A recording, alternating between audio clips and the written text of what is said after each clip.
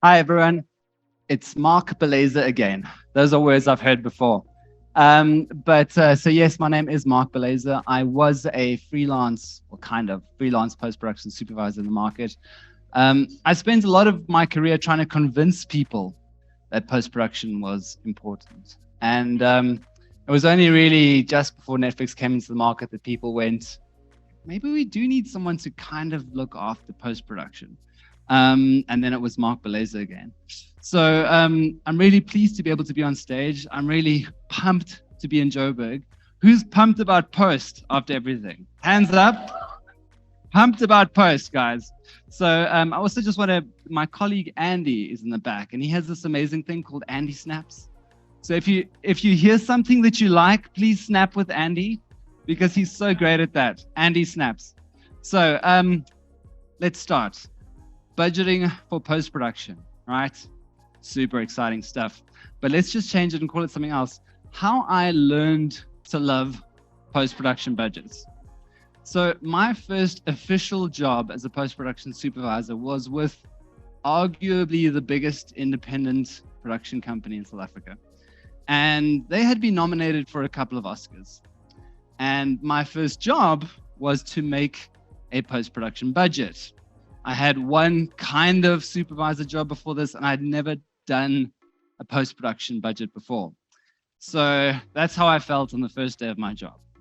The budget, the film I was asked to budget had a couple of Oscar winners attached. Someone who just won an Oscar.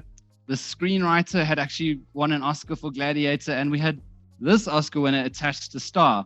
And so basically it was the Oscar club, and then there was me. And I really had no idea what I was doing. So Monday, post-production budget, Oscar winners, amazing. And here's your laptop, and here's some software. And I had never seen anything like this before. And there was a bunch of super intimidating zeros looking back at me.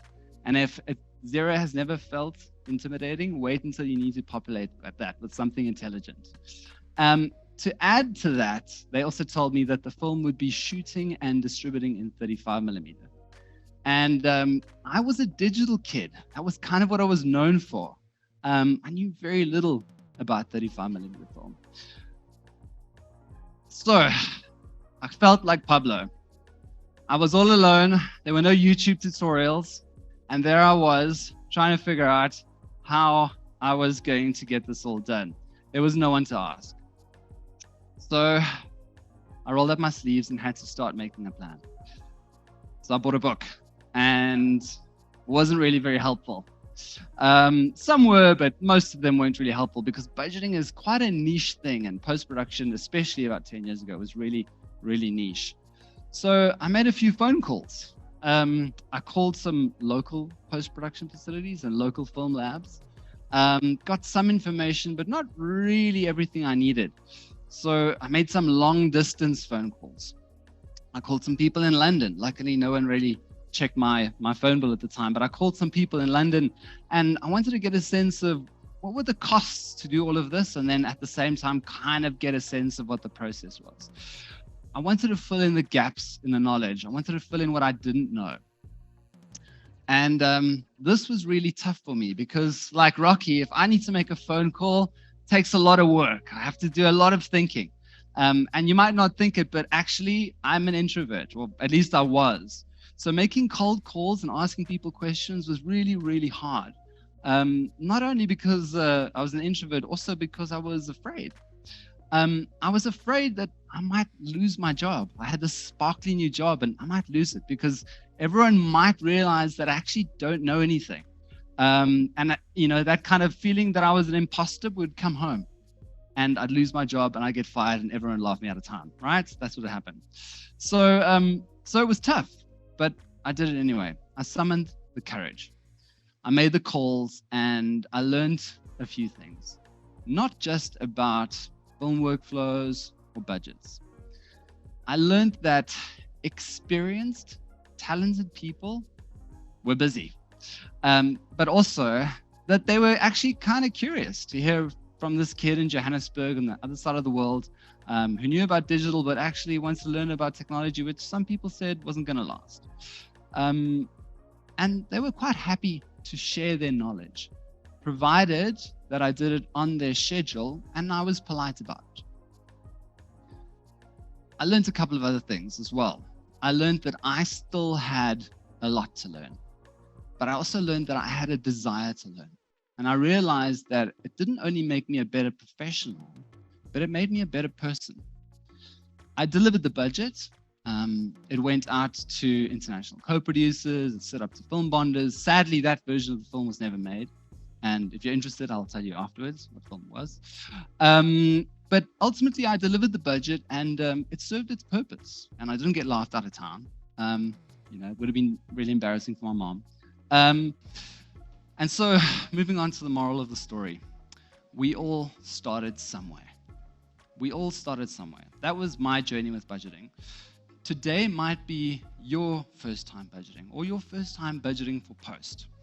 But it's the first step in your journey. And that's how I want you to see it.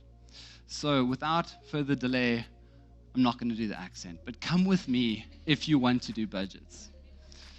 So, budgeting principles. Welcome to Budgeting 101. Let's, like the images say, we're going to cook up some budgets, guys.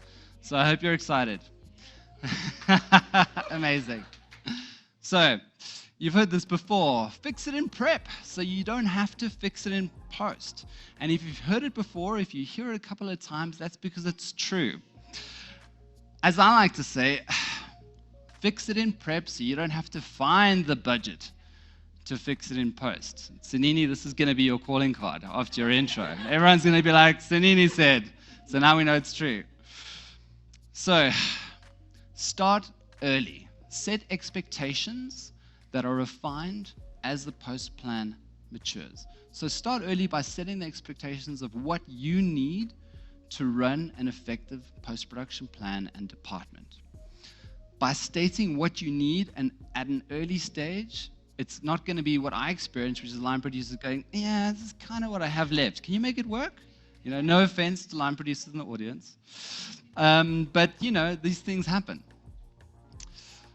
The budget the post-budget specifically, is your post-production plan described financially.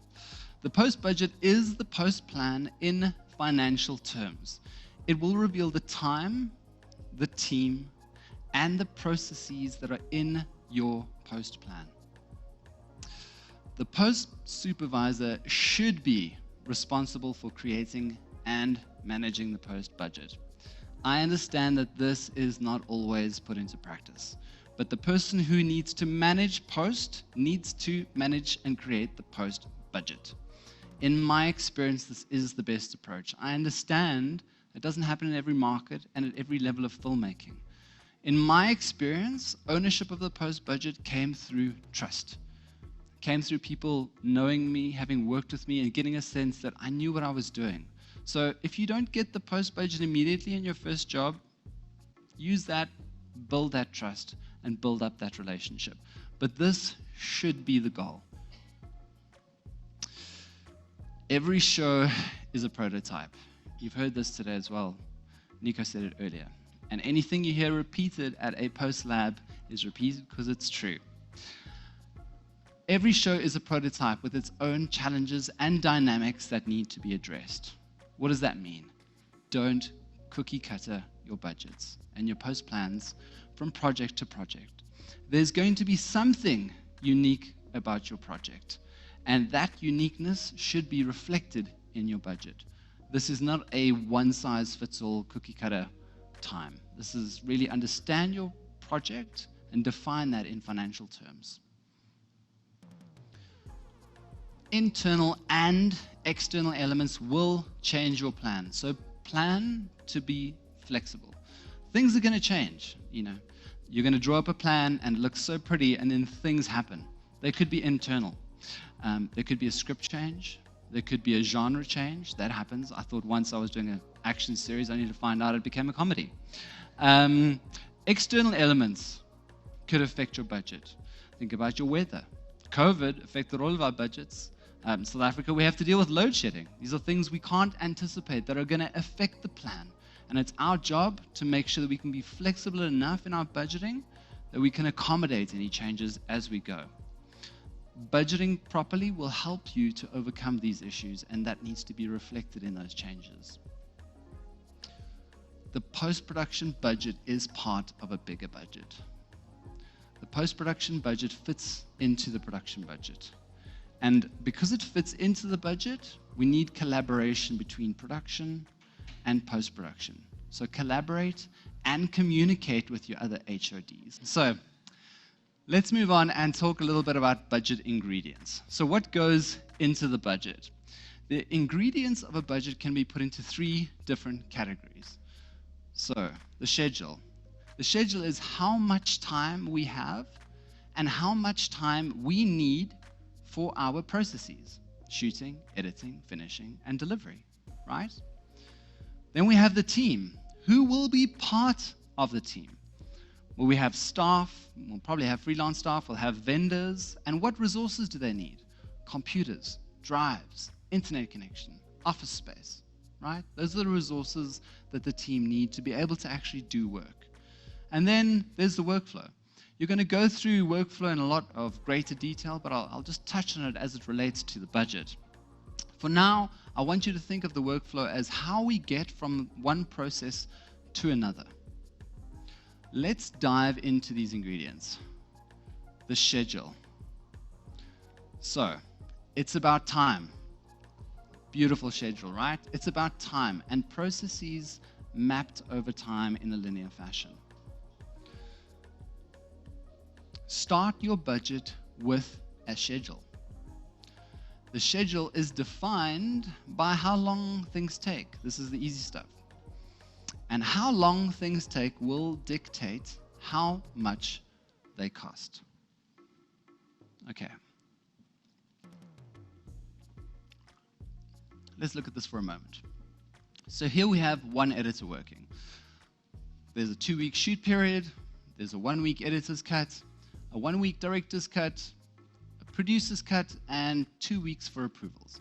So we have one editor working for a period of 7 weeks, right? Easy. Don't forget, that editor needs a resource. So now we have one editor and one edit suite, still for 7 weeks, right? Super simple. But don't forget, we also need an edit assistant. So now we have an editor, we have an assistant editor, and we have 2 edit suites for a period of 7 weeks. Is everyone still with me? This is the easy stuff. Great. Awesome. Boom. Now we scale this up. So now we have 3 episodes, and we need a team of people. We need 3 editors, 3 assistants, 6 edit suites, and there's a slight overlap here as we go from one episode to another to accommodate for any kind of shooting blocks. And really that means we're now looking at a total period of 9 weeks, right? Right? Cool. But don't forget that if we are doing a full episode, we should really have assistance from the start to help us with all the rushes, all the way through to the end of cut delivery, right? Easy stuff.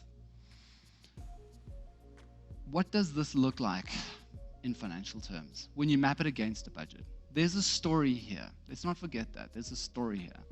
We need people to work on a show. People need equipment to do the work, and they need to do that work over a certain period of time. And ultimately, in financial terms, it looks a little bit like this, right? It's much easier to look at. So, just for context, these are South African numbers, kind of typical South African numbers, but these numbers will change depending on your market, so don't get too attached to them. But just to give you a sense, now we have 3 editors, an edit suite per editor, 3 edit assistants, and 3 edit suites. The editors are working for 7 weeks. The assistants are working for 9 weeks to cover rushes and delivery. And we've mapped out a cost against each one of those items being people and equipment, and we have totals. And before we know it, we have a grand total of 945,000 Rand.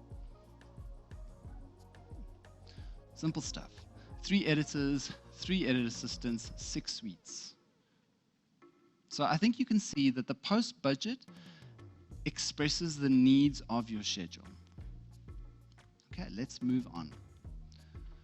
One way to speed up a schedule is by adding scale. But speed is not the only thing that we get when we add scale. The team. I hope you've seen this team from Silverton Siege. The team. Hey, thank you. The team. Who is going to do all of this work with you? And how does that team affect the budget and the quality of the show or film we are making?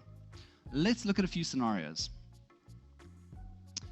Team size is relative to project size. And of course, team size does affect the budget. But scaling also allows us to increase output, right? So actually, we're able to do more over less time. But also, having scaled the teams allows us to specialize. And I'm going to show you how that works. I think we've all seen this, right? That one guy who never leaves the room. He manages rushes from set. He does the editing. He grades on delivers, right?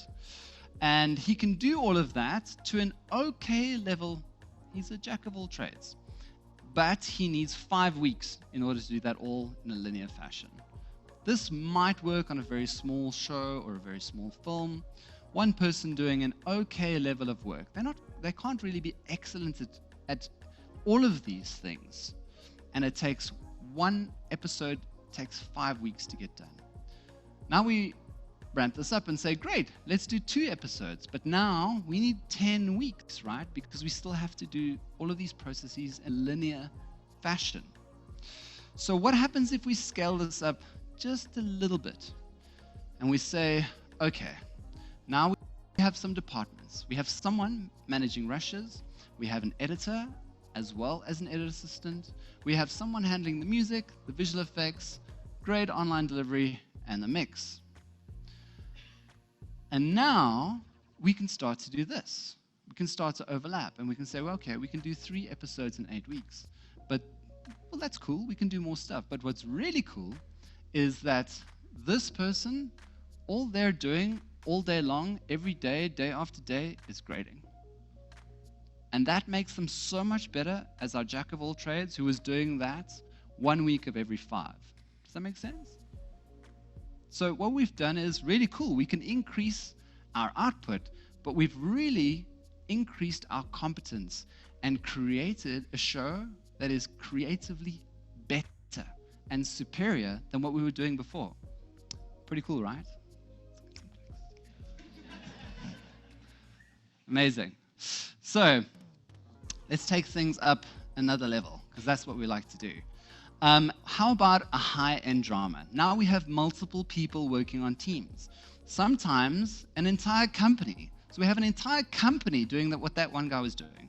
We have someone grading all day. We have assistants helping, doing all the work surrounding the grade, so that person has to do nothing but grade, right? That's pretty cool. And we do the same thing with the mix. And we have 2 companies working on the visual effects, and one might be really good at 3D and the other one might be really good at simulations, and we have someone handling all the admin for that team. So we can do more work this way, but really we've created more specialism, more people with high competency who can do much, much better work. So when we do this, competency increases, but also so does creative excellence. So, what I want you to do is think about how you can scale your team, not just to hit deadlines, but to elevate the work we're doing. The workflow. Once again, you've got some really cool workflow sessions coming at you from 2 masters of workflows. So I'm going to keep this really, really simple. The workflow is the technical map from getting, the technical map for getting from shoot to delivery. So I'll give you an example. One day, a line producer called me and they said, I don't know what's going on with the DIT. I said, what do you mean? And they said, well, my entire unit is staying behind because the DIT is taking too long. But it turns out that the DIT they hired didn't quite have the right equipment to be able to transfer all of those rushes So we could wrap the crew and not have a unit staying behind, which now meant the production had to think about overtime, right? So you need to just be aware that time is an expense, and the choices you make could end up costing you money, even though you thought you were making a saving. So we also need to understand that shooting ratio is an expense, right? As part of the workflow is the shooting ratio. And if you have a very high shooting ratio, it does mean you need extra camera cards, extra drives. You might even need an extra dailies lab to deal with all of those rushes, as well as more editorial time to be able to log and watch all of those clips for the editor. So consider the workflow needs of your show and make sure the budget reflects them. So, the balanced budget. So the budget is made up of 3 elements: the workflow, the team, and the schedule. Those are the ingredients that go into your budget. A light workflow could reduce the budget. A big team could increase the budget. But also, a big team, as we saw, means a shorter schedule. And a smart workflow could result in a smaller team. And a competent team will also mean a shorter schedule. Budgeting is not always about avoiding costs. All right? It's not always about avoiding costs. Some additional expenses create efficiencies in other areas. And that's what I mean by having a balanced budget. Think about how you can increase competency in your post plans and how your budget can support that approach. Budget versions. So, your budget's not going to stay the same forever. Your budget will evolve. We will change versions as we refine and add detail. So you're going to start here. You're going to start with V1 using your basic project assumptions.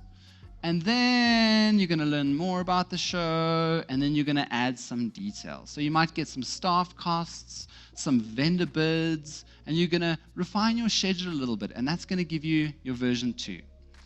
And as you work out your workflow, some of your assumptions are going to change, and maybe you increase some competency and save some hard drives, one of those things, and then you came up with your version 3. And then, as I like to call step 4, balance with realities. So the reality is when the producer comes knocking and says, "Hey Mark, how are you doing?" And when they're that nice to me, I know they're going to ask me to save some money, right? And we all need to save some money. All departments are going to come together because there's some unexpected overage that we need to figure out as a team. And that's the nature of working together and collaborating to make sure that production is supporting post-production. And we work together as a team when we need to do that. And hopefully after that, during that process, our post-production plan is maturing, right? Because we know more than we did at the beginning. And we now have a much more mature post-production plan. And it's going to keep doing that all the way through the process. And then we're going to lock the budget. Now, it's kind of like editing, right? We start with an assembly, and then we reach a lock. And that's where the similarity ends.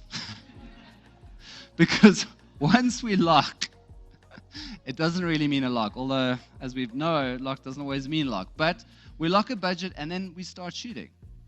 And at that point, we go into maintenance, right? We have a budget, we started working with it, and then things are going to change as we shoot. And then our job is to manage that, tracking and updating that budget during production. Amazing. Deep breath. Budget reviews. I know it might feel scary, but your budget will be reviewed by others. It's part of the process. Netflix will review your budget. We want to understand what you need and what you think you need to make your show. You're the experts in your markets, so you tell us what you need.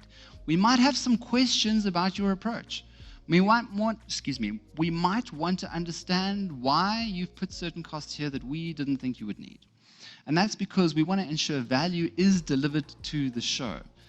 And I've been in your shoes. And I know it's scary when a Netflix exec's like, "Yeah, I just want to understand these costs." But I want you to know this is part of the process. It's not about right or wrong. It really isn't. We want to help you to get to yes as soon as possible. So, we've spoken a little bit about the ideas, the principles, the ingredients, but I know what you're thinking. Mark, you haven't actually told me how to manage any budgets, right? So how does it work practically? So really, we want to see some granular detail.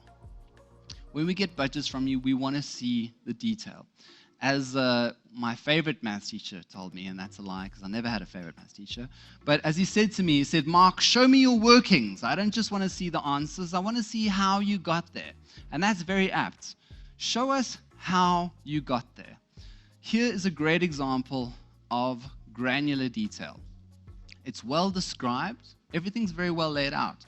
And, just a hint, Mark's top tips. If you suddenly need to change something, you can just change something without having to, make a whole calculation somewhere else. But this is really well described. We know that editor A, his name's Tony, he has a particular start date. We can identify that he needs 2 weeks in prep. He's working on 2 episodes and he needs 10 weeks per episode. He needs 2 weeks to wrap everything up.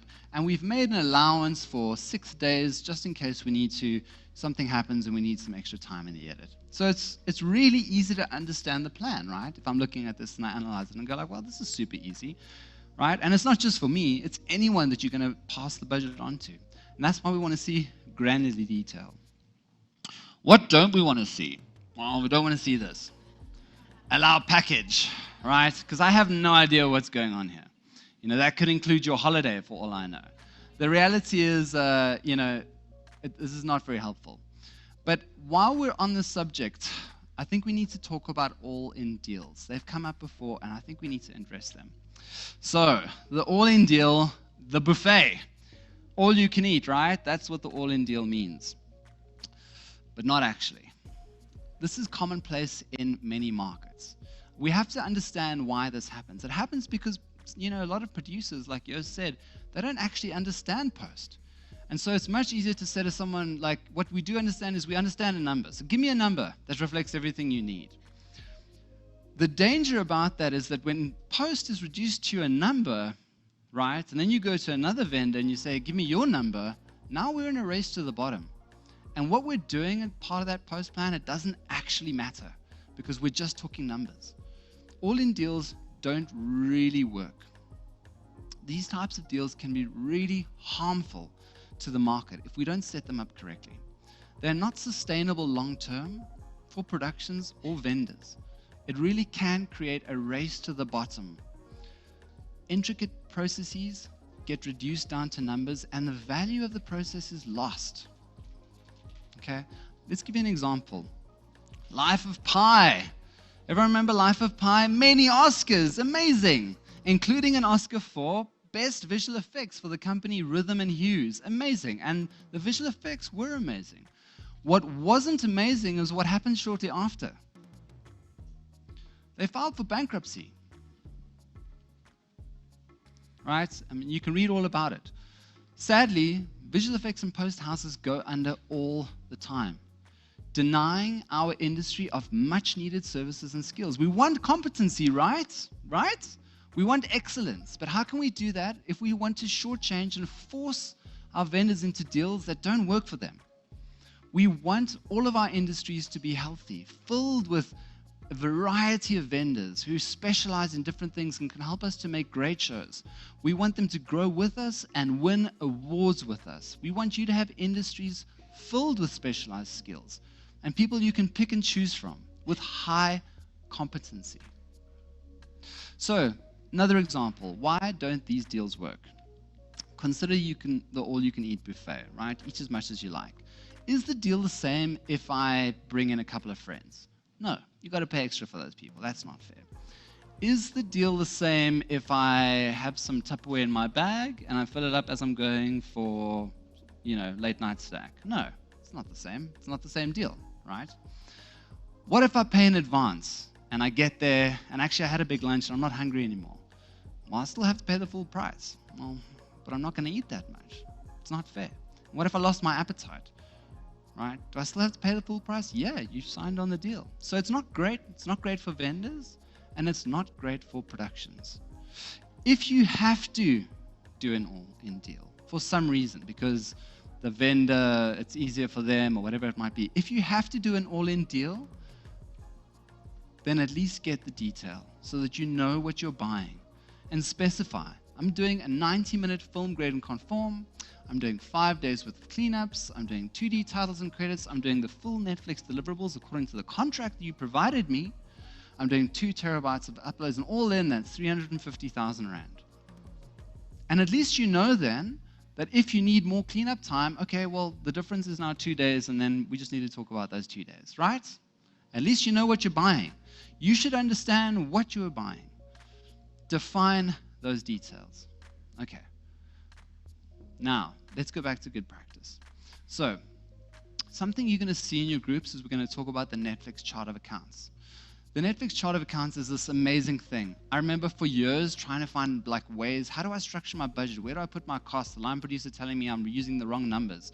With Netflix, you're going to get this chart of accounts, which is basically an account where you put in certain costs.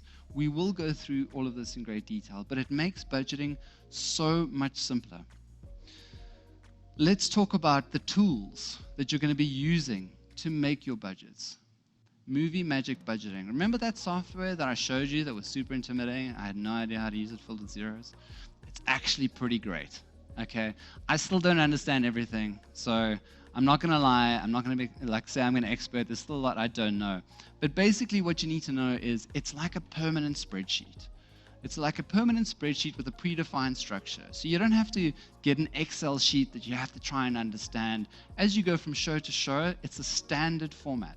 It has really cool things like globals, in which you can specify a certain number of weeks for shooting, and you can just enter the globals as you go.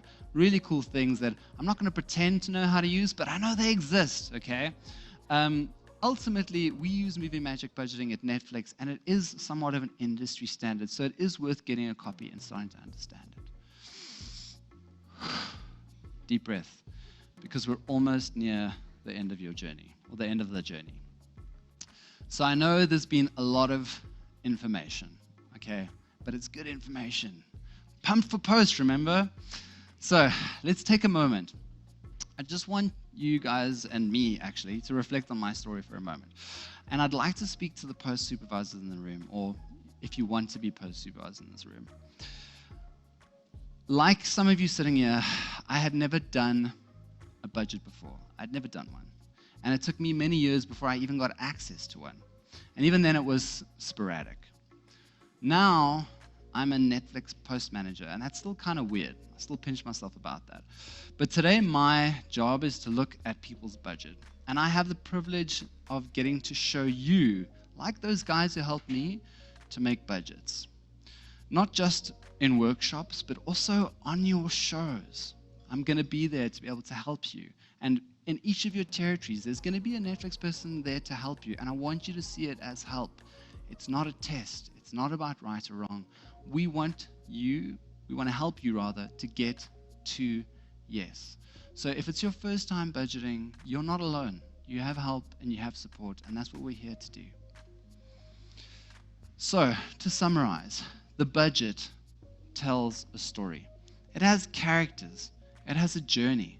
And what we're doing when we budget is we're giving them what they need in order to succeed. I suggest you start early. Set expectations of what you need. All this great information you're getting from Zet, all this information you get at this workshop, take that, start early, and build that in. Avoid the trap that I got into where someone goes, yeah, I think I have something for post. Here you go. Right? It's not great, and it's really hard. It's a really hard place from which to negotiate. So let's avoid that trap. And then strive for balance. Understand it's not always about trying to be as cheap as possible. That's not what budgeting is. Budget is saying what you need and trying to make sure that you have enough funds in your budget to make sure that you can still be creatively excellent, right? And find technical ways to support that. Understand that the time that you allow, for example, to an editor could be the difference between winning awards or making something that's unfortunately just a little bit mediocre. So find those places in your budgets to allow for time. It's not just a a cost-cutting exercise. And then the budget is a living thing. It is going to change and adapt over time. And these changes that you're going to make as post supervisors are okay. Just make sure that the line producer and the producer are aware, because they need to figure out a way to factor those changes into their overall production plan and their production budget. And take ownership of your budgets. Really, post supervisors, take ownership of your budgets. Right? If you can't do the full budget for whatever reasons and dynamics, make sure that you understand it.